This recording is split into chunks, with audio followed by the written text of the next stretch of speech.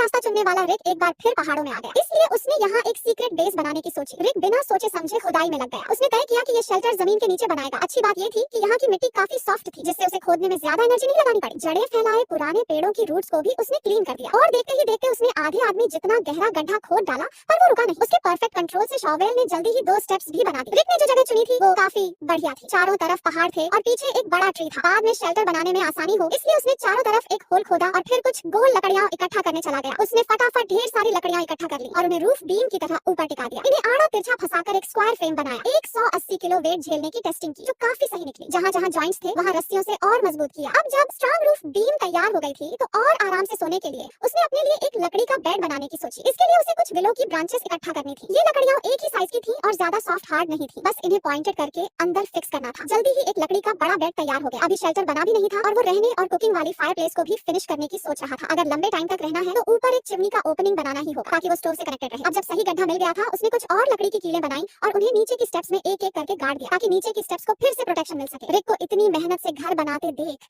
शायद किराए का घर ही ले लेना चाहिए। ग्रेजुएशन के बाद किराए पर घर चाहिए तो 58 टोंग पर डायरेक्ट लैंडलॉर्ड से किराए पर ले सकते हैं, कोई एजेंट नहीं। उसने हर स्टेप को रॉक से ढका, फिर पास से कुछ छोटी लकड़ियां ली। ये सब वुडन बोर्ड्स के लिए बढ़िया मटेरियल थी, बस उन्हें एक ही साइज का बनाना था और फिर उन्हें रफ ग्राउंड पर एक एक करके बिछाना था। क्लीनलीनेस पसंद करने वाला रिक सीढ़ियों को भी बहुत स्मूथ करके बिछाया था और जहाँ भी गैप था वहाँ काई मॉस से भर दिया था। इससे बारिश में मिट्टी बहने का रिस्क भी कम हो गया और पूरी जगह का ओवरऑल लुक भी बढ़िया हो गया। बात यही खत्म नहीं हुई, अंदर के इंटीरियर के लिए भी रिक के अपने आइडियाज थे। उसने पिकाक्स से ग्रूव्स खोदे, फिर बचे हुए लकड़ी के पीसेस उनमें फिक्स कर दिए। ये नीचे के स्टोव से मैच कर रहे थे और एक आर्टिस्टिक ह्यूमन फेस का शेप ले रहे थे। रिक ने इसी तरीके से दूसरी तरफ भी सेम टू सेम वैसा ही बनाया, बस नीचे एक छोटी डाइनिंग टेबल जोड़ दी। इससे स्पेस भी बची और रोज खाना खाने में भी काफी इजी हो गया। अब बाहरी स्ट्रक्चर तो तैयार था, बस फिनिशिंग टच का इंतजार था। नए घर में जल्दी रहने के लिए उसने ऐसा फ्लैट रूफ डिजाइन चुना। इस तरह की रूफ बनाने में कम मटेरियल लगता है और ये बनाने में भी काफी सिंपल होती है। बस लकड़ियों को एक एक करके बराबर बराबर रखना था और अली ने ये सिर्फ आधे घंटे में कर दिया। लेकिन सीलिंग की प्रॉब्लम को देखते हुए वो कुछ सॉफ्ट बर्च की बार्क ढूंढ कर लाया और उसे शेल्टर के ऊपर फैला दिया। हालांकि ये थोड़ी रफ दिख रही थी पर इसका इफेक्ट काफी प्रैक्टिकल था। बारिश के पानी को अंदर आने से रोकने के लिए उसने येलो क्ले से उसे वापस भरकर मजबूत किया, जिससे ये नेचर में मिक्स हो गया। इसे और ज्यादा हिडन दिखाने के लिए ये सूखी पत्तियां सबसे बढ़िया कैमोफ्लेज मटेरियल थी। रिक ने बिना हिचकिचाए पूरी जमीन को इनसे कवर कर दिया। अब पक्का मानो आते जाते कोई इसे देख नहीं पाएगा। जैसे जैसे शाम गहराती गई, रिक ने गर्म कैंडल जलाई